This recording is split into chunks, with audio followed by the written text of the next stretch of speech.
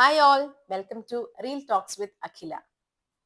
2024 മലയാള സിനിമയ്ക്ക് ഒരു സുവർണ വർഷമായിരുന്നെങ്കിലും പ്രേക്ഷകർ വളരെ പ്രതീക്ഷയോടെ കണ്ട ചില സിനിമകൾ ആ പ്രതീക്ഷയ്ക്കൊത്ത് ഉയരാതെ പോയതും നമ്മൾ കണ്ടു. ഇതിൽ എടുത്തു പറയേണ്ടത് ലിജോ ജോസ് പല്ലിശ്ശേരിയുടെ സംവിധാനത്തിൽ മോഹൻലാൽ നായകനായി എത്തിയ മലൈക്കോട്ടെ വാലിബനാണ്.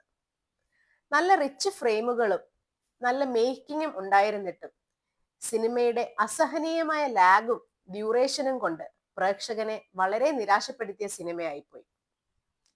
ക്രിസ്മസ് റിലീസായി എത്തിയ ബാറോസിന്റെ സ്ഥിതിയും വ്യത്യസ്തമല്ല. അതുകൊണ്ട് തന്നെ മോഹൻലാൽ എന്ന നടന് ഹിറ്റുകൾ സമ്മാനിക്കാതെ പോയ ഒരു വർഷമാണ് 2024. ഈ വർഷം ദിലീപ് ചിത്രങ്ങളായി വന്ന പവി കെയർടേക്കറും തങ്കമണിയും ബോക്സ് ഓഫീസിൽ വൻ പരാജയമായിരുന്നു. ദിലീപ് ഇനിയും ട്രാക്ക് മാറ്റിപ്പിടിച്ചില്ലെങ്കിൽ മലയാള സിനിമാ ലോകത്ത് നിലനിൽക്കുന്നത് ബുദ്ധിമുട്ടായി മാറും. വർഷങ്ങൾക്ക് ശേഷത്തിൽ നിവിന് ഒരു ബ്രേക്ക് ത്രൂ ലഭിച്ചെങ്കിലും ഡിജോ ജോസിന്റെ സംവിധാനത്തിൽ വന്ന മലയാളി ഫ്രം ഇന്ത്യക്ക് അത് നിലനിർത്താൻ സാധിക്കാതെ പോയി എന്നുള്ളത് തികച്ചും നിരാശാജനകമാണ്. സുരാജ് വെഞ്ഞാറമൂട് കുഞ്ചാക്കോ ബോബൻ കൂട്ടുകെട്ടിൽ വന്ന ഗിർ എന്ന സിനിമയ്ക്കും പ്രേക്ഷക മനസ്സ് കീഴടക്കാൻ സാധിക്കാതെ പോയി. ടൊവിനോ ഭാവന കോംബോയിൽ വന്ന നടികർ ബോക്സ് ഓഫീസിൽ നേരിയ ചലനം പോലും സൃഷ്ടിക്കാതെ പിൻവാങ്ങുകയായിരുന്നു.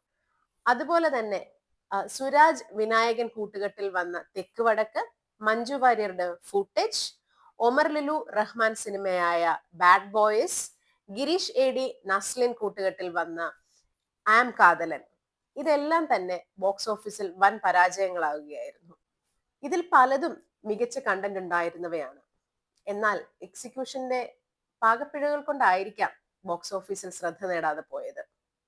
മറ്റൊരു വീഡിയോയുമായി വീണ്ടും കാണാം. അതുവരെ സൈനിങ് ഓഫ്. Thank you.